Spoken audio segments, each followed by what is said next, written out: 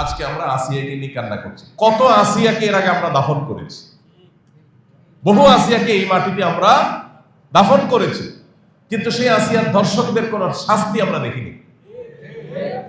কোন আসিয়ার ধর্ষকদের দাফন আমরা করি নাই, আসিয়াদেরকে বহু দাফন আমরা করেছি। তো আসিয়ার ধর্ষকদের দাফন করার সুযোগ আমাদের হয় নাই, আসিয়াদেরকে দাফন আমরা করেছি। কয়দিন কাঁদবো, আবার আরেক আসিয়ার তৈরি হবে, আবার তাকে দাফন করব, আরেক আসিয়ার তৈরি হবে। সমাধান হবে না। সমাধান হতে হলে আল্লাহর শরিয়ার পথেই আপনাকে আসতে হবে। সেটা আজ হোক আর দুদিন পরে হোক, আজ হোক আর দুদিন পরে হোক, বিকল্প কোনো পথ খোলা নাই। যতদিন পর্যন্ত এই ধর্ষকদের জন্য কোরআন বর্ণিত সর্বোচ্চ শাস্তি মৃত্যুদণ্ড যতদিন পর্যন্ত বাস্তবায়ন না হবে, যারা ফাসাদ ফিল আরদ করছে, ইন্নামা জাযাউল লাযিনা ইউহারিবুনাল্লাহ ওয়া রাসূলাহু আন ইউকাত্তালু আও ইউসাল্লাবু আও তুকাত্তা আইদিহিম ওয়া আরজুলুহুম মিন খিলাফ আও ইউনফাউ মিনাল আরদ। এই শাস্তি যতক্ষণ পর্যন্ত বাস্তবায়ন না হবে, চরম শাস্তি দেওয়া না হবে, এবং বিচারের যত ফাঁক ফোকর আছে এগুলো যতদিন বন্ধ করা না হবে, ততদিন পর্যন্ত আসলে এগুলো বন্ধ হবে না। আমরা কখনো কাঁদবো, কিছুদিন কান্নাকাটি করে আবার থেমে যাব, আরো কোনো আসিয়ার কান্নার আওয়াজ আমাদের কানে আসবে, তখন আমরা আবার হয়তো লড়ে চলে বসবো। এই দেশে শত সহস্র ঘটনা এরকম ঘটে, একের পর এক এই আসিয়াদেরকে আমরা দাফন করে চলে আসি, কিন্তু ধর্ষকদেরকে দাফন করার সৌভাগ্য বা সুযোগ আমাদের হয় নাই। কেন? ব্যভিচারের শাস্তি আল্লাহ তাআলা বলেছেন ওয়ালিয়াশহাদ আযাবাহুমা তাইফাতুম মিনাল মুমিনিন। ব্যভিচারের শাস্তি যে কার্যকর হবে, এটা যেন প্রত্যক্ষভাবে হয়, মানুষের উপস্থিতিতে যেন হয়। কেন বলেছে? কারণ মাকাসিদুশ শরিয়া বা শরিয়ার উদ্দেশ্যই হলো মানুষের জীবন, সম্পদ, ঈমান, মানুষের পরিবার, এই সব কিছুর হেফাজত এবং সংরক্ষণ। এই জন্য শরিয়াত এসেছে। এই জন্য যেই অপরাধের শাস্তি প্রত্যক্ষ হলে সমাজ সোজা হয়ে যাবে, অপরাধীরা সোজা হয়ে যাবে, সেটাকে প্রত্যক্ষ করতে বলেছে শরীয়ত। সেটার বাস্তবায়ন যদি হয়, তাহলে ইনশাআল্লাহ আসিয়াদের কান্না আর আমাদের শুনতে হবে না। মানব রচিত বিধিবিধান দিয়ে আজকে হয়তো একটা ফাঁক বন্ধ করবেন, কালকে আর 5টা ফাঁক তৈরি হবে। চিরতরে ফাঁক বন্ধ করা সম্ভব হয় না। ফাঁক ফোকর জন্য বন্ধ করতে হয়, যাতে করে অপরাধী কোনোভাবে পার না পায়, তাহলে আমাদেরকে অবশ্যই শরিয়া আইন বাস্তবায়ন করার দিকে যেতে হবে। কোনো মুসলমান যদি শরিয়ার আইন বাস্তবায়ন না চায়, সে মুসলমানই না। আপনি যদি বলেন যে আমি শরিয়া চাই না, শরিয়া দ্বারা শাসিত হোক আমার দেশ বা আমি নিজে এটা চাই না, তাহলে আপনি নিজেকে মুসলমান দাবি করার কোনো নৈতিক অধিকার নাই। শরিয়া এটা শুধুমাত্র চুমু খাওয়ার জন্য আসে নাই।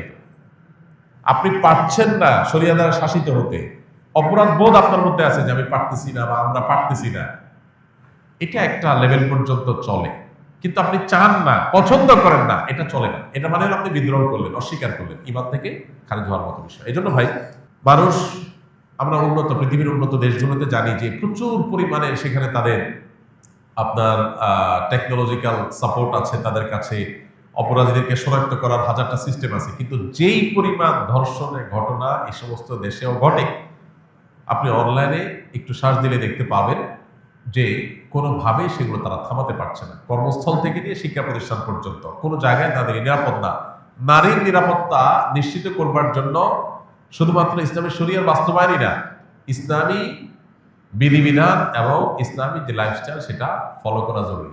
আপনি পর্ন সাইটগুলো সব ওপেন রাখবেন, এই পর্ন সাইটগুলো সব ওপেন রেখে সমস্ত আজে বাজে আর্টিকেল, সমস্ত উপায় খোলা রাখবেন যেগুলো দিয়ে মানুষের মধ্যে যৌন আকাঙ্ক্ষা পশুত্ব জেগে ওঠে। এরকম 1000টা রাস্তা খোলা রাখবেন। এই পশুত্ব জেগে ওঠার রাস্তাগুলো যখন খোলা রাখবেন স্বাধীনতার নাম দিয়া, তখন যার ভিতরে পশুত্ব জেগে উঠবে, সে হাতের নাগালের কাছে যাকে পাবে তার উপরে সে ঝাঁপিয়ে পড়বে, তার পশুত্বকে সে চরিতার্থ করতে চাইবে।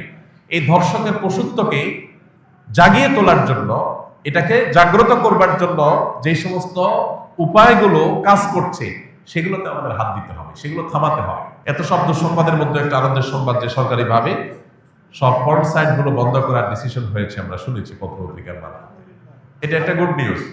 এখন আপনি বিজ্ঞাপনী, বিলবোর্ড, বিনোদন, উপন্যাস, বিভিন্ন নামে অনবরত যৌন উন্মাদনা সৃষ্টি করবেন, যৌন আকাঙ্ক্ষা মানুষের মধ্যে জেগে উঠে, এটার জন্য 1000টা উপায় বের করবেন। এরপরে বলবেন সবাই নিজেকে নিয়ন্ত্রণ করা। এটা হাস্যকর। ইসলাম এই আইডিওলজিতে বিশ্বাসী না। ইসলাম বলে আল্লাহ বলেছেন ওয়ালা তাকরাবুজ জিনা, তোমরা জেনার কাছেও যেও না, কারণ জেনার কাছে গেলে মানুষ জেনা থেকে ফিরে আসতে পারে না। এই জন্য আল্লাহ বলছেন চোখের হেফাজত করো। আল্লাহ বলেছেন কুল্লুল মুমিনিনা ইয়াগুদ্দু মিন আবসারিহিম, চোখকে অবনত রাখো। কেন? কারণ চোখ দিয়ে তুমি যদি বিজ্ঞাপনে, বিলবোর্ডে, পত্রিকার পাতায়, মোবাইল স্ক্রিনে, অনলাইনে, অফলাইনে কোনো পরনারীর সৌন্দর্য যদি তুমি অবলোকন করো, অবলোকন করার পর তোমার মনের ভিতরে অস্থিরতা আসবে, তোমার মনের ভিতরে যৌন আকাঙ্ক্ষা চরিতার্থ করার চাহিদা জেগে উঠবে। এই যে জেগে উঠবে, এই জেগে ওঠার পর এটাকে নিয়ন্ত্রণ করাটা কঠিন কাজ, সবাই পারে না, কেউ পারে, কেউ অ্যাক্সিডেন্ট করে। এই জন্য শরীয়ত বলেছে নিয়ন্ত্রণ করতে, আর আজকের ভোগবাদী পৃথিবী বলছে অনিয়ন্ত্রিত করতে স্বাধীনতার নাম দিয়ে।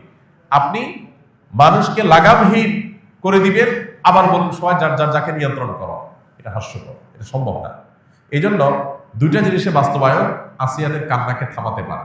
নাম্বার এক, আমাদের সমাজে নীতি নৈতিকতার যে ভিত্তি নড়বড়ে হয়ে গেছে, নামাজ কালাম পড়ে, কিন্তু ইসলামের অন্যান্য বিধিবিধান, চোখের হেফাজত করার জন্য ওইরকম পরিবেশ, ওইরকম এনভায়রনমেন্ট, এগুলো আমাদের দেশে নাই, এগুলো আমাদের মুসলমানদের সমাজ আজকাল নাই। না থাকার কারণে কি হয়েছে? মানুষ তার ভিতরে যৌন আকাঙ্ক্ষা জেগে উঠছে, পশুত্ব জেগে উঠছে, ধর্ষকরা দর্শক হয়ে উঠছে। এই জন্য একদিকে ইসলামের এই অনুশাসন, বিধিবিধান, এগুলোকে কঠোরভাবে মেনে চলার জন্য চেষ্টা করতে হবে। পশ্চিমাদের শেখানো পথে আমরা স্বাধীনতার নাম দিয়ে মেয়েদেরকে পণ্যে পরিণত করব, তাদেরকে ভোগ্য পণ্যের মতো করে উপস্থাপন করব, ছেলেদেরকে আমরা তাদের যৌন আকাঙ্ক্ষাকে জাগ্রত করে তুলব, আবার অপরদিকে বলবো না সব মেয়েরা সেফ থাকতে হবে, তাদের কোনো কিছু হতে পারে না। এটা সাংঘর্ষিক এবং আপনার পরস্পর বিরোধী কাজ। এই জন্য একদিক থেকে ইসলামের অনুশাসন মানতে হবে, নীতি নৈতিকতা, এটা আমাদের সমাজে চর্চা বাড়াতে হবে। আর অপর দিকে এ ধরনের অপরাধকে সংগঠন করলে তার জন্য কোরআনের দেওয়া সর্বোচ্চ শাস্তি প্রকাশ্যে বাস্তবায়ন করতে হবে। এই দুইটা প্রচেষ্টা যদি সমান্তরাল ভাবে হয়, বিচার থেকে আইনের ফাঁকফোকর দিয়ে বের হওয়ার যত রাস্তা আছে এগুলো যদি বন্ধ করা হয়, ইনশাআল্লাহ এ ধরনের নির্মমতা কথা আমাদের শুনতে হবে না। আল্লাহ আমাদেরকে সে সুদিন দান করুন, আমরা যেন এই সমস্ত অনাচার, এই সমস্ত অবিচার, এগুলো থেকে আমাদের সমাজটাকে মুক্ত করতে পারি, সেই তৌফিক আল্লাহ তাআলা দান করুন। আস-সুন্নাহ ফাউন্ডেশন, উম্মার স্বার্থে সুন্নাহর সাথে।